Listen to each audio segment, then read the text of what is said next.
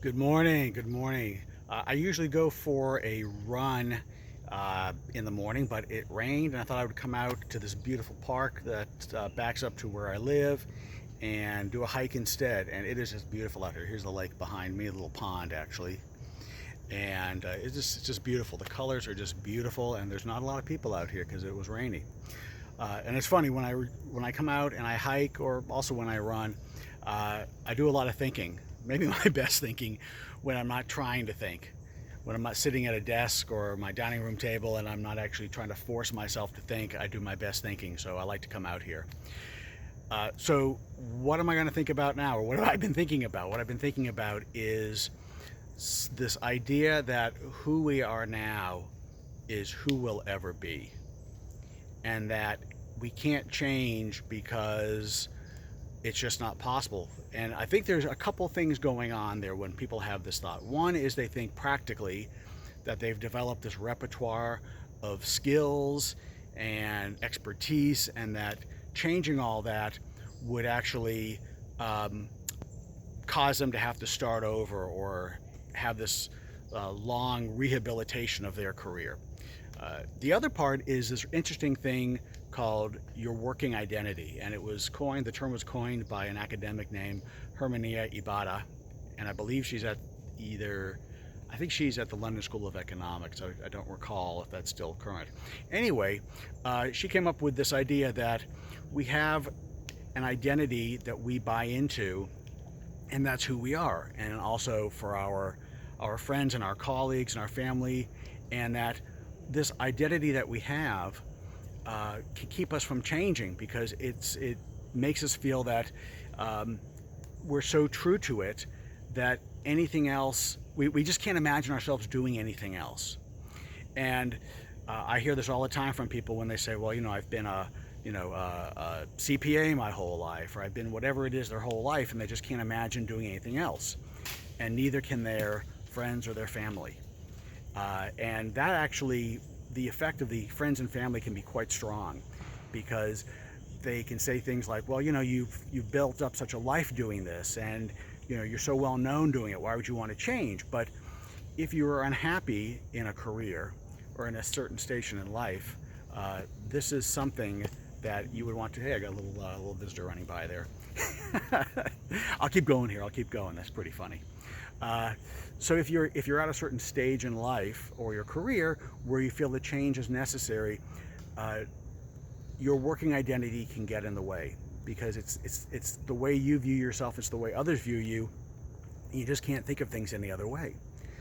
So one way to get around this is to increase your circle of friends and contacts into other areas that would be of interest to you.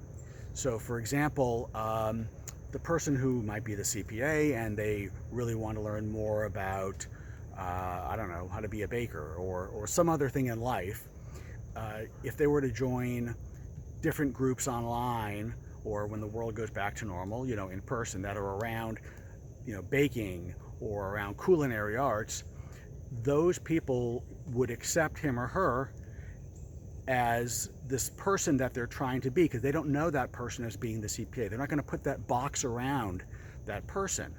And when you put yourself out there to a new group and you were just trying to learn, that new group accepts you for the way you are and the way you want to be, not the way that you have been.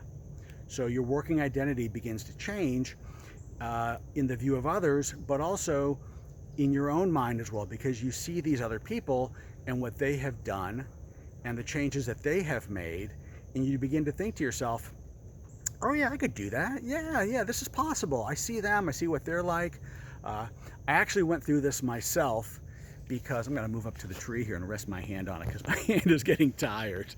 Um, I saw this myself because earlier this year, I'm trying to think when this was, February of 2020, seems like so long ago, I had traveled to Peru on spend a few weeks, and I was actually supposed to have gone to Myanmar, canceled that because of coronavirus. I would have had to fly through Beijing, and went to Peru last minute, had a fantastic time, and thought to myself, hey, I could really I could see myself maybe living here, working remotely part of the year. This would be real interesting.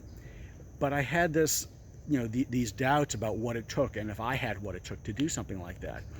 And so I joined some expat groups online in Facebook, and from taking part in those conversations and learning from others, I saw that it was possible. I felt it was possible for me to do it, and so I slowly moved away from this idea, from this identity that it was something that I couldn't do, or that I doubted my capability to do it. So the wrap up here, the moral of the story is that you need to pay attention to these things that you want to do in life, and don't let your working identity get in the way. Don't let this idea that all you've ever done in the past is all that you can do in the future. Because remember, everything that you've done in the past, at some point in time, you never did it.